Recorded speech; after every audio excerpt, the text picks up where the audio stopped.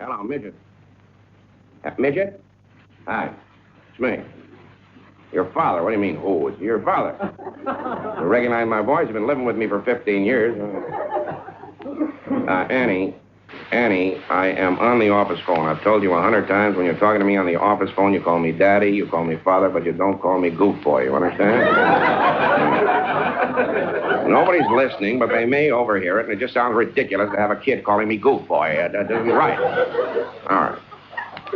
Call me Daddy. All right. Annie, reason I'm calling up, honey, I'm afraid I'm not going to be able to get home before you leave tonight. Well, yeah, your mother called me this afternoon and told me about it. Are you happy? Your first date. 15 years old, your first date. Thrilled? So am I. Congratulations.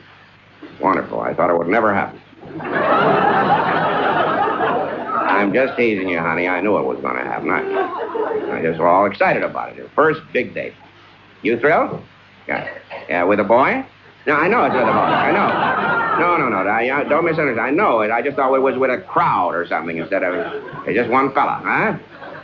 You're going in a car. And is there another couple going along? Well, can you get another couple go along?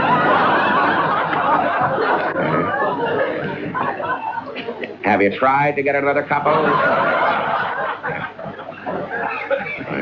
I think you'd have more fun if another couple was along, if you can arrange it. Well, that's all right. Annie, I'm not going to be able to get home tonight because I'm stuck here at the office, and your mother called me, told me all about this thing, and I just want to wish you well. It's your first big evening, and I'd like to be there, and I'm sorry, honey, but there's something I want to talk to you about, Annie. Shame it has to be on the phone, but it's a little something I should have talked to you about a few years back.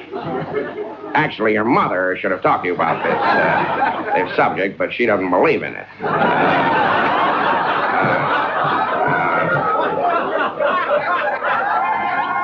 Never mind what I mean. You'll learn.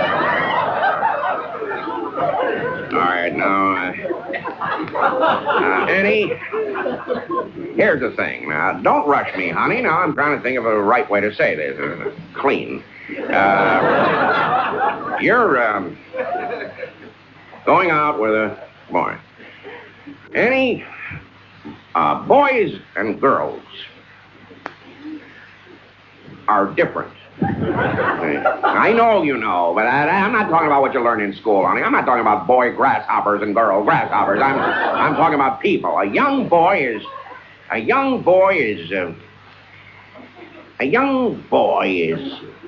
rotten. That's what he is.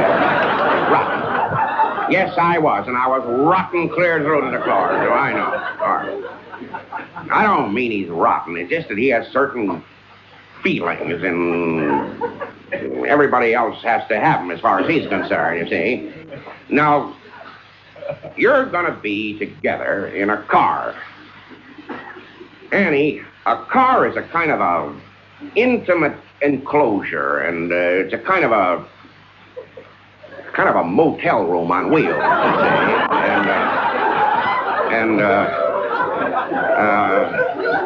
Well, now, don't ask me to be specific. You'll learn in time what I'm talking about. Now, this boy is... And if I'm saying this crudely, if I'm saying this in a stupid, crude way, I'm sorry. Now, I'm just a businessman. I don't know from nothing, but you're my kid. And I want to talk to you about this. And if I'm embarrassing you, for Pete's sakes, try to forget it. You're... big girl, you're 15, you're not a baby. If you were in India, you'd be a mother by now. Of course, a lot of girls in Chicago think they're in India. Now, this kid he's going to spend some money on you. He's going to buy a corsage, and he's going to feed you, incidentally, just a malted milk and a bacon lettuce tomato sandwich. Don't be a pig like you are with me, understand? All right. Eat easy. He's going to spend a few dollars, and it's hard-earned money, or it's his allowance, or who are you going with? Oh, him. Well, in his case, he's been risking his neck all week stealing hubcaps, hasn't he? All right.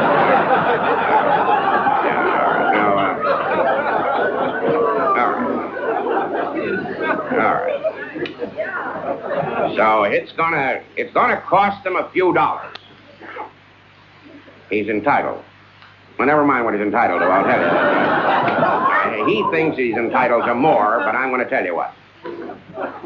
When he takes you home, Annie, stops in front of the door,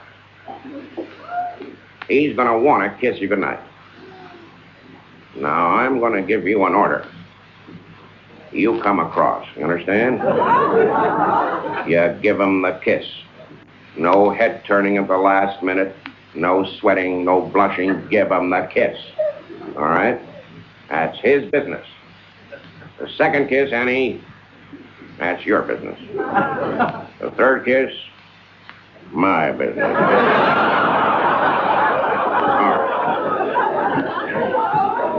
All right, now, Annie, I'm sorry if I've said the wrong things to you at any time because I don't want to embarrass a young lady, and you are, and you probably know all about this, and I just want to make sure in case there was a little spot you missed when you cleaned the window. So I just want to be there to say it. And, Annie, I'm not going to worry about you. Your mother and I are not going to worry about you. I'm not even going to set a time for you to come home. I'll tell you to come home at a reasonable hour, but you be the decider of that. That's all I'm going to say. We're not going to worry. You go out and relax and have a good time. When you get home, look for me. I'll be in the window. Goodbye. Automobile industry has developed to the point where the cars are of such a shape and so on that, according to one report in the Observer, it said, quote, that cars seem to be taking the place of women in British life. Yes, well, lovely curves, like the shape. I'm a nice car. Yes. How many cylinders have you got? 2. Good, and you're only 18 horsepower. No, please, don't start.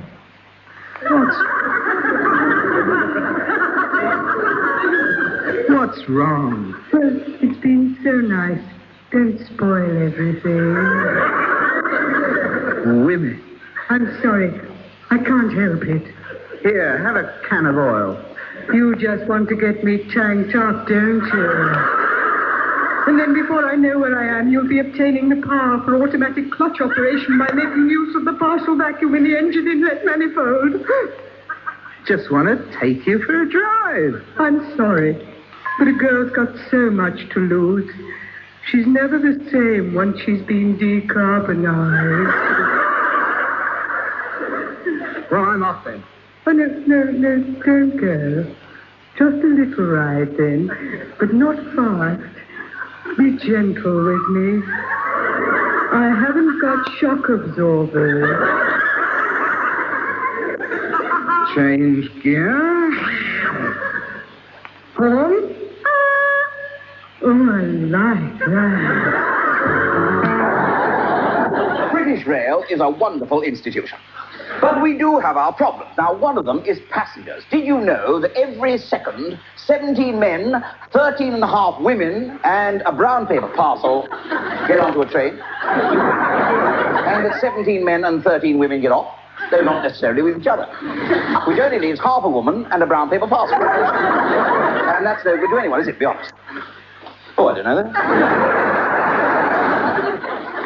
Another problem is the weather. Now, due entirely to unforeseen circumstances, winter has arrived this year. Yes, we've got more frozen points than the topless bar at the North Pole.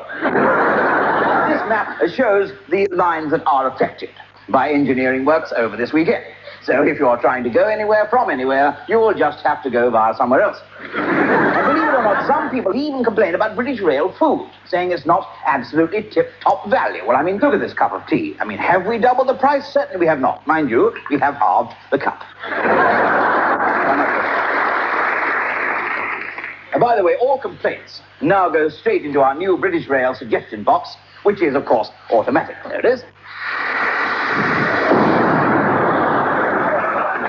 Now, since we've installed our new streamlined ticket windows, many ungrateful travellers have complained that they don't like queuing an extra half hour just to get a ticket. They even claim that outside Victoria Station, ticket touts can get 10 quid for a single to Brighton. What about fares, I hear you ask? Well, British Rail are going to replace the existing fare structure with a very unfair structure. So what about the new cheap tickets? Well, this one is a monster bestseller. It's called the Runabout Rover Away Day Senior Citizens Winter Break Special. You're a one-armed old age pensioner with a bicycling dog travelling daily between Bodmin and Arbroath. You'll get it for nothing. We'll keep on with our old favourites, of course. The Scots Away Day. Or we have, of course, this one here for divorcing couples, the Go Away and Stay Away Day. And, of course, the mother-in-law special day return. The train doesn't stop and you wave her out of the window. Right? That's it. And, of course, then we have a couple of naughty ones. We have tired businessmen needing a weekend with their secretary. We have the My Wife Doesn't Understand Me weekend. Of course, all we have for the otherwise inclined is a nippy day return down to Portsmouth called Hello Sailor. Yes. British Rail intend to maintain their standards. But now for the good news. Yes, after 100 years of research, we have perfected the robot porter. Now let's try asking him a question. I say, my man, when is the next train to Slough?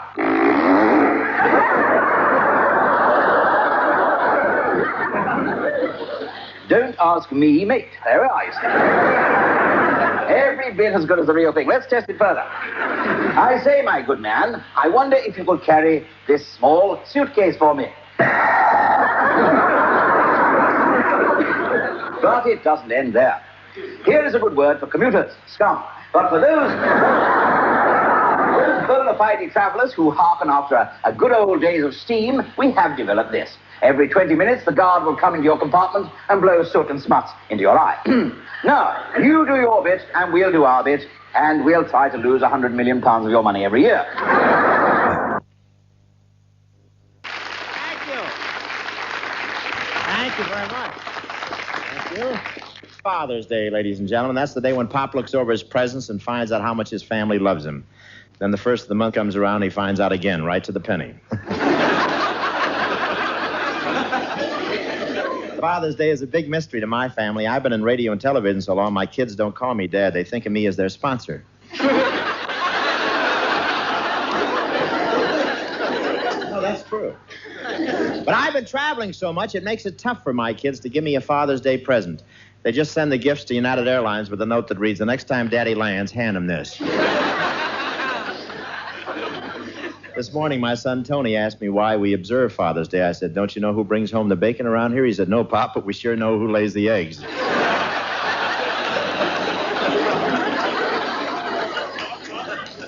Dolores usually spends $1 for my present, so this year I hinted at a velvet smoking jacket. She said, don't be silly, you don't smoke velvet.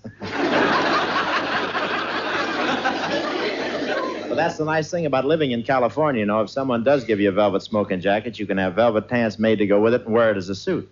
That is, if you don't object to people saying, how are you today, Mr. Crosby? Crosby's kids always remember Father's Day. Last year they gave Bing the Bank of America. They didn't know he'd already owned it. Yes, sir, the word father brings back a lot of memories to me. And there were times when I couldn't sit on those memories.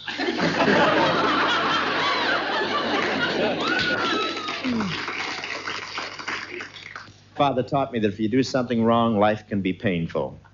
At the same time, I learned that the woodshed can be drafty. Once when my dad was teaching me a lesson out in the woodshed, the hairbrush slipped and hit me in the nose.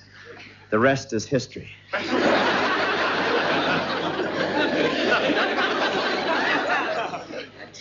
And again this year, all over America, fathers will get more ties than any other gift. Isn't that something? Dad works hard all year, and on Father's Day, he still gets it. Of course, I have 4 kids and do pretty well myself. On Father's Day, reach into their piggy bank and give me back all the IOUs I put in since last Father's Day. And Dolores never forgets me on Father's Day. Last year, she gave me a check. All I had to do was sign it. But I do get gifts from my kids. A few years ago, they gave me a book, How to Play Golf. The next year, they gave me a book, How to Improve Your Golf. Last year, they gave me a book, Don't Let Bad Golf Discourage You. And I just found out what they're giving me this year. It's called How to Cheat at Scrabble. Thank you. Thank you very much. Thank you very much, ladies and gentlemen. The 4th of July. I used to refer to it as Independence Day before I got married. When I was a kid, we always had fireworks on July the 4th. We used to tie a 20-pound firecracker to a box of dynamite and then drop it down a well. Don't laugh. That's how the Grand Canyon got started. And once on July 4th, the kids tied my brother to a 6-foot skyrocket and set it off. That's how he got to California 20 years before I did.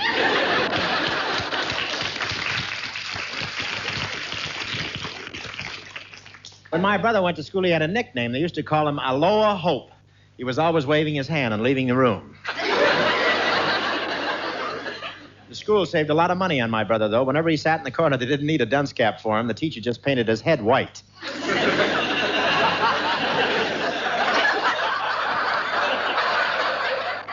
And the weather's wonderful. The weather's been so warm around here that a lot of people have gone swimming. Of course, here in California, you can go swimming all year round. All you need is a bathing suit, a picnic lunch, and something sharp to punch a hole in the ice.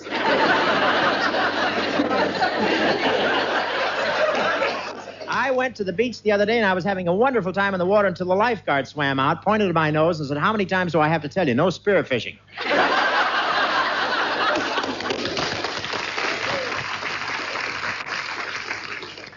But I really think I should get a more modern bathing suit. I didn't realize how old-fashioned mine was until I noticed 2 ladies from Pasadena staring at me.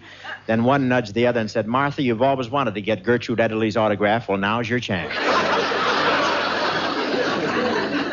On Independence Day, we should all stop for a moment and realize what a wonderful country we live in. To be a good American citizen, all you have to do is practice the golden rule, obey the laws, and don't try to cheat or swindle anybody. In other words, just live so your children won't run to their mother screaming, "Hey, Ma, I just saw Daddy on Dragnet." Very strict diet. Strict diet. Very strict. Almost nothing. No starches. No starches. No starch. No, so because starch turns to sugar. Sugar turns to diabetes. Diabetes turns to the grave. I see. So there are starches around. No starch. Starches around.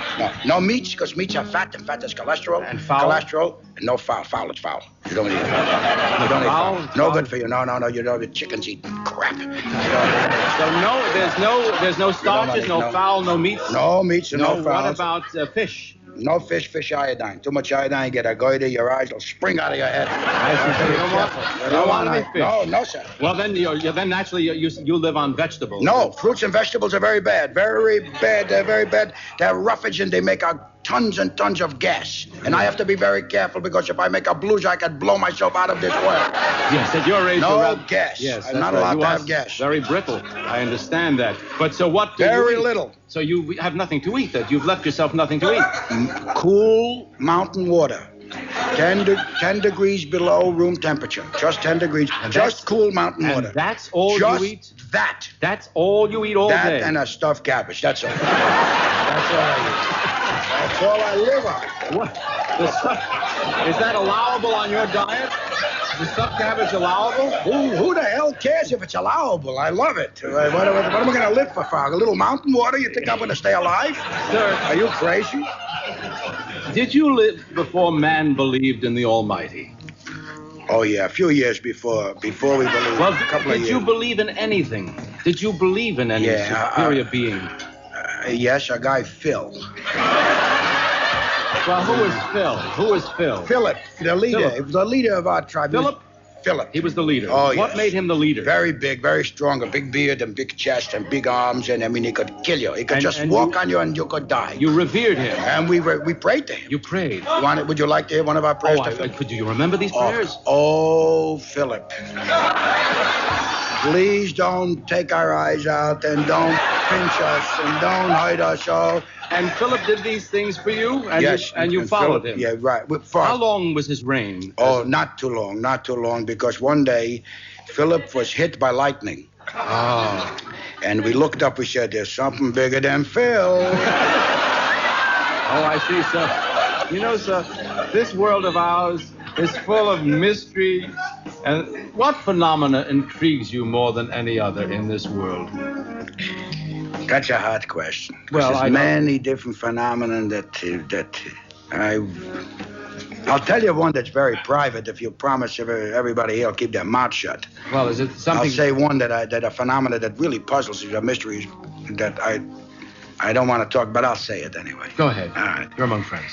After I eat asparagus and I make number one, it's such an odor, you know, such a nutty flavor. I mean, that really puzzles me. Why there should be There must be some. Why is that? That's some chemical I mean, reaction. There must be some chemical reaction. I came to the 1965 New York World's Fair in 1964. I never understood that. What a feeling of awe, looking up at the Unisphere. The rocket ships bright and gleaming, the pavilions so colorful, so international. I remember the day that my mother and I were supposed to meet my father and my brother at the Indonesian pavilion. I mean, who could remember Indonesian, let alone pavilion? It was all such a new concept. No one speaks of pavilions anymore, and that truly saddens me. Funny Girl was hot that year, and I begged my father to take us to see it, but he couldn't get his hands on a single ticket. Instead, he took us to see a matinee of Any Wednesday with Sandy Dennis. He said, let's go see a woman who's going to be doing the exact same thing for the next 20 years. But she did it best in Any Wednesday, you have to admit. Now when I drive in from JFK and pass what remains of the 65 World's Fair, the Unisphere tarnished, the rocket ships burned out and crumbling, I look back over my shoulder and break down and weep over what could have been, but what was never meant to be. Streisand was the best she'll ever be that year. She was simply Barbara. With the Egyptian eyeliner eye, the page boy, the long red fingernails, singing songs like Free Again, Lucky, Lucky Me, Free Again. Then she moved out to Hollywood and she crimped her hair. And she went down the stony end. She never wanted to go down the stony end, but somebody forced her down the stony end. We miss you, Barbara. Come back to the 5 and dime, Barbara Streisand, Barbara Streisand. In the town where I grew up, Flint, Michigan, there used to be this woman, the wife of a really successful businessman and mother of 3 pretty little girls, who used to have these middle-of-the-night nervous breakdowns. My father would run out in his silk boxer shorts to see what was going on. He did the same thing in tornadoes. I can remember hearing sirens. They woke me up in a neighborhood where nothing strange ever happened. They came to take my neighbor away, and I wanted to know why. I can recall to this day the thrill of knowing someone in an all-American family was losing her grip. The thought of the family hovering together, terrified, really turned me on. It was as if I could go over and reassure them that I would take care of everything. Sometimes in the winter on the ice, 2 ambulances would collide. Then they'd have to send 3 or 4 more, depending on whether the drivers got hurt or not. And it made for a memorable winter sight, back when you could still see through ambulance windows when they were Cadillac station wagons. As some old person wrapped in a red blanket was on their way home from the hospital, the daughter sitting forlornly in the front seat thinking to herself, well, I'm really glad she's okay. But now this means I have to overcook the vegetables and help feed her, and I'm already so damn tired. It was a portrait Norman Rockwell forgot to paint. Someone's mother home again, in oils. It's very strange, you know. Later, he won the Nobel Prize for Literature. By the time he was 12, he discovered 36 new metallic elements, 49 new vitamins, and a cure for the common cold. At the age of 15, he turned his attention to sport and swam the Channel 4 times in the same afternoon.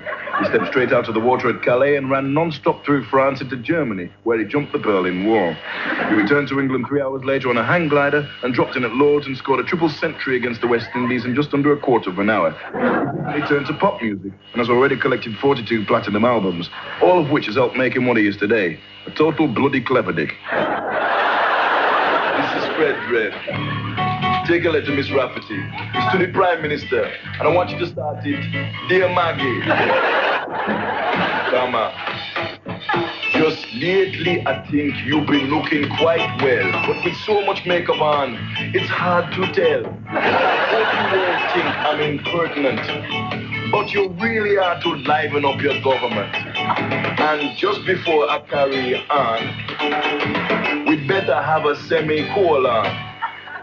In the House, every time there is a big debate, it seems to carry on much too late. The speeches are boring, and what's more, the benches are hard, and they make your bum sore. It's not very funny, don't laugh. We'd better start a new paragraph. It would be a lot better if we got up off our seat and moved around the floor to the reggae beat. You could sing out your policies across the nation with a parliamentary syncopation. Just pause now to get this to my clerk. Full stop, nah, exclamation mark. This is the BBC. We interrupt the Goon Show for the following announcement.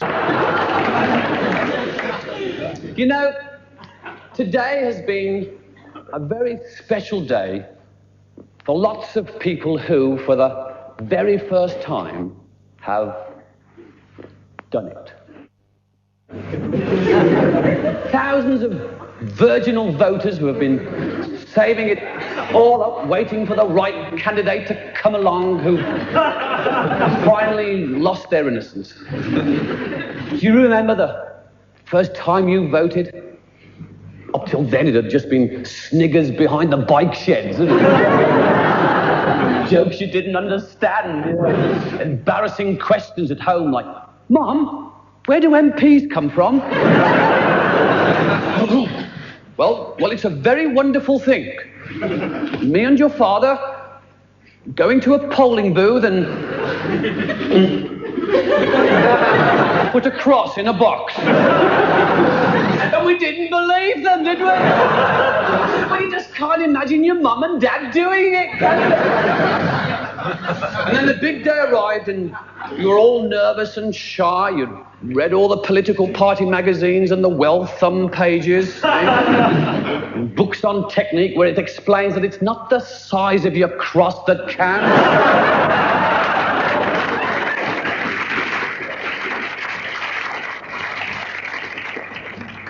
It's where you put it. All those tips on tactical variations, how if you were voting away from home all the time, you'd get the proxy. So the time comes to actually get down there, you go out to your car, you check it's the right day again, eh? You don't want to make a fool of yourself like your mate who voted yesterday because he suffers from premature election.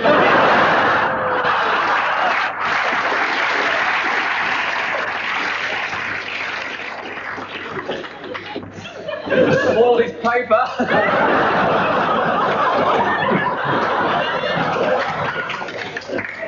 You drive to the polling station. The officer gives you a knowing smile. How can they always tell it's your first time? Anyway, you coyly draw the curtains and then it's just you and the slip of a voting paper. I don't know about you, but the first time I did it, it only took 30 seconds.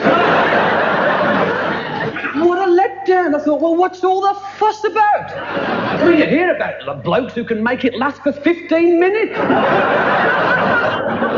How do they do it? Mind you, you can really, really relax afterwards. Can you lean up against the polling booth, write up your post-electoral woodbine. The one afterwards is always so good. Then it's back home to await the outcome. Now, all of you out there who've done it today for the first time, I know how you're feeling. Sheepish, concerned, pacing up and down, worried in case you've got the country into trouble.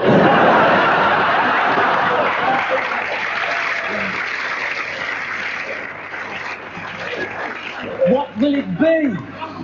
What will it look like? Will it have all its senses? Will it be mine? You can be sure of one thing. Whatever it is, it'll be an ungrateful bastard. Last week we made a comment that March comes in like a lion and goes out like a lamb. Now here to reply is our chief meteorologist, John Belushi, with a seasonal report. Thank you, Chevy. Well, another winter is almost over, and March, true to form, has come in like a lion and hopefully will go out like a lamb. At least that's how March works here in the United States. But did you know that March behaves differently in other countries?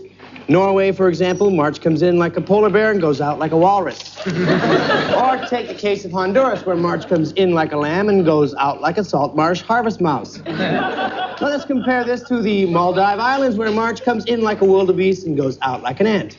A tiny little ant about this big.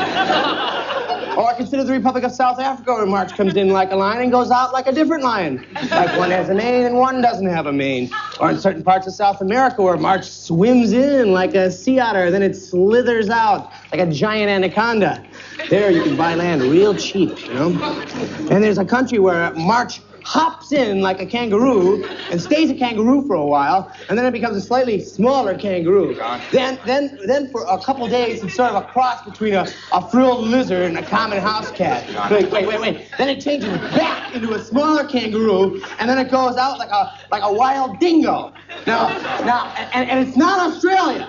Now you'd think it would be Australia, but it's not. Look, pal! But I know a country where March comes in like an emu and goes out like a tapir, and they don't even know what it means. All right? Now listen, there are 9 different countries where March comes in like a frog and goes out like a golden retriever. But that's not the weird part. No, the weird part is...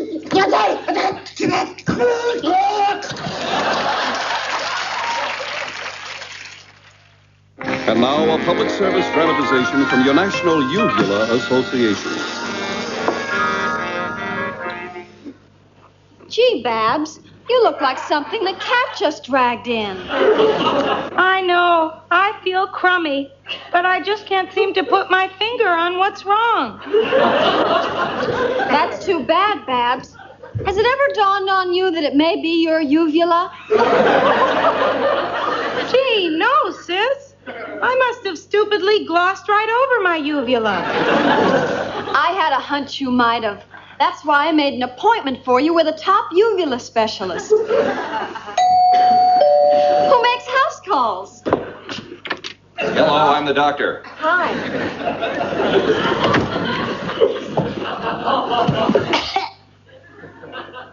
I won't beat around the bush, Babs. Is it bad?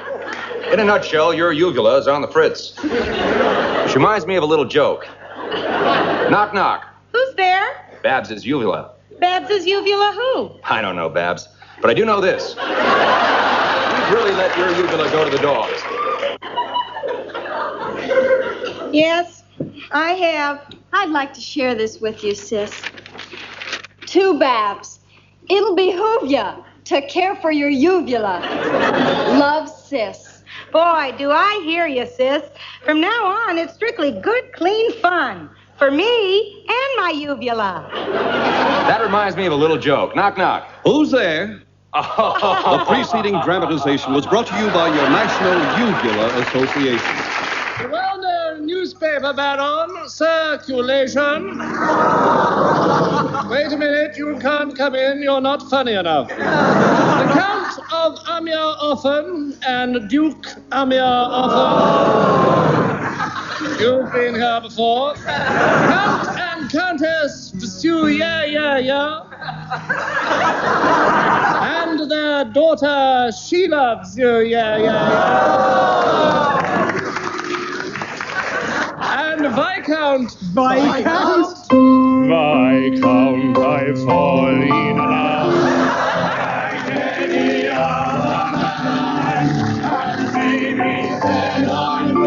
What kind of fool I am. Then Lord Jorrocks himself addressed his guests. I can't tell you how delighted I am to see you, because I'm too drunk. But if any of you are having half as good a time as I am having twice as good a time as you. So drink up, or if that's too difficult, drink down. And I'm going to hand you over for a spot of country dancing to our maestro, Antonio Goldstein, with his kosher hillbilly strings over here. Good evening already. Will you take your partners, my life, for a dashing white ribbon levee?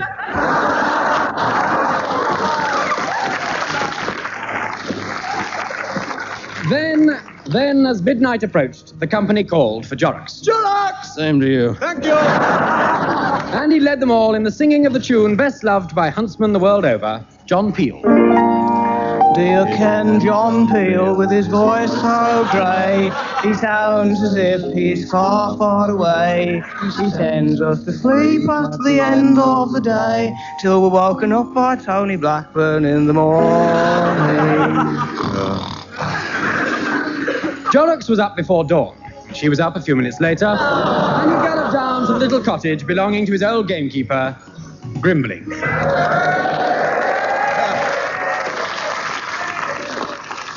Grimling, are you awake yet? No, I'm still in bed. Can I come in? All right, if you don't mind a bit of a squeeze. I'd love one. You'd love one. Oh, come along, man. We're in a hurry. Is everything ready for the hunt? Oh, yes, I've been up all night playing me trombone outside the foxes' dens, so they'll be too tired to run fast. And I made sure your horse has got new shoes and a new hat, and I polished the horse bras and ironed their panties. Yeah. Have you got my clothes ready? Oh, yes, sir. Here's your dear stalker hat and your darling hunting jacket. And here's your riding boot. Oh, wait a minute. What are these? Oh, the heels are coming off. The lace holes have gone. There's huge holes in the soles. You call these riding boots? Well, you try walking in them. Yeah. That's nice. What's happening, people? How you doing? All right? How you doing? All right? Hey, it's Willard, man. Well wicked, you know what I mean? Yeah, my name is Delbert Wilkins, and I'm from Brixton, hub of the universe. You know Brixton, that well-known South London resort. Well, the last resort, anyway. Well wicked, guy. Well wicked. Come on, then. Ask me what I've been doing. Oh, you've been marvellous, man. You're well. I've been checking out the West End, man. Have you seen all the new clubs are opening down there? It's well wicked, man. And they convert these places so quickly as well, right? I mean, I went into this butcher shop the other day, and I'm standing there waiting for my change. Suddenly, all these disco lights come on. The music starts blaring out, and this chick comes up and asks me to dance, right? I mean, it's impossible to look cool carrying a pound of minced beef in your hand. Right. About these clubs, right? Have you seen them? They try all these gimmicks to get you inside. I was in one the other night, right? The Kensington Jungle Disco. It was crucial. Believe me, right? Palm trees, plush furniture, wall-to-wall carpets. I thought, why don't they put the carpets on the floor as well? It's much more comfortable. And then I realised why, right? There were all these animals in there, man. Monkeys, tropical birds, snakes hanging off the lampshades. Looked like Tarzan's bathroom. Right? So I'm sitting there, right, sussing out the scene, and suddenly the sofa starts eating my crisps, man. I was sitting on a tiger, it freaked me out. I thought quickly, stay cool, keep your dignity, think of roots.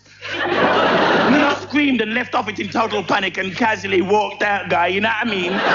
Because you gotta have your cool walk, you know what I mean? I got mine up a wino with bad feet, and... I mean... Thank you, you're crucial. I mean... I can handle the toucans and the parrots, but not the lethal animals, man. I mean, what's the point of having tigers and snakes in a disco that weren't even dancing? The way I see it is this, right? Why pay £7.50 to get crushed to death by a boa constrictor when Valda Johnson from Clapham will do it for a vodka and lime, you know? Right? I'm not into that kind of thing myself, you know what I mean? I'm managing a new jazz funk band, right? We're getting sponsorship from local firms in Brixton. Our new single's released in a week's time, actually. It's called CP Exhaust Systems, Dixon's Industrial Plant, Robinson's Double Glazing, Ramp. It's going to be a smash. Well crucial, you know what I mean? Check it out. I mean, they have so many adverts. You watch about 2 minutes of a film and suddenly blink, there's the advert, you know, like about 3 minutes of it. And they don't tell you that it's coming on. Because like over here, it's like end of part one, blunk, you've got an advert, at least you know it's coming. Over there, you don't, suddenly you watch something like, Dorothy, your eyes are just like margarine. Yeah?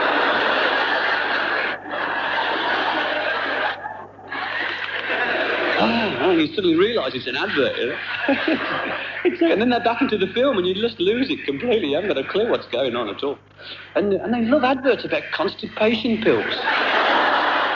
I'm not funny. Every other advert's for a constipation pill. And when I was there, there's great big ructions in America because they'd finally got John Wayne to advertise his constipation pill. They made him paid him about $2 million or something. I never knew John Wayne was constipated. I suppose, I bet he wasn't. He had to make himself to, stuff himself with bananas or something. Silly thing, isn't it? They're all crazy in America, too. And the language thing, right? It's English, what we speak, right? It isn't. And I remember something like, a handbag. They don't know what a handbag is, right? You lose your handbag, forget it. Because, to them, it's a pocketbook. Or a purse, right? And I said to, I remember, I said to one guy, here, someone's nicked me pen. Huh? Someone's been notching it with a knife. Huh? You get around in circles all day, If you went up to a cop and said, excuse me, I've had my handbag nicked. Got your license, buddy?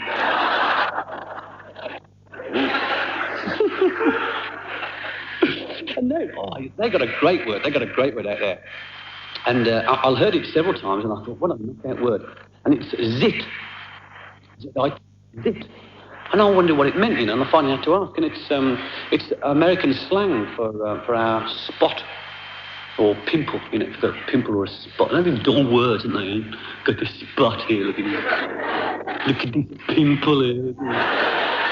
Look at this zit! What? It sums up what it is, isn't it? It's a zit. Oh, it's covered in them as a kid, at 16, I'd have been known as the zit kid. Sounds on, And I always used to get a zit if I had a Mars bar, You're either Cadbury's Flake, Crunchy or Mars bar. Some people are Maltesers, but normally Mars bars are the one, Eat a Mars bar, next day, bloody great zit. You been eating Mars bars? Yeah, look at that. Oh, what a zit, yeah. Work, rest and zit. And you can't resist them, can you? Because it's your mum, don't touch your spots, Jasper. No, Mum. I could do 4 foot onto the bathroom mirror, Hey. The one's on the potty the best, aren't it? Wait. What are you doing in the bathroom, Jasper? Mum, nothing.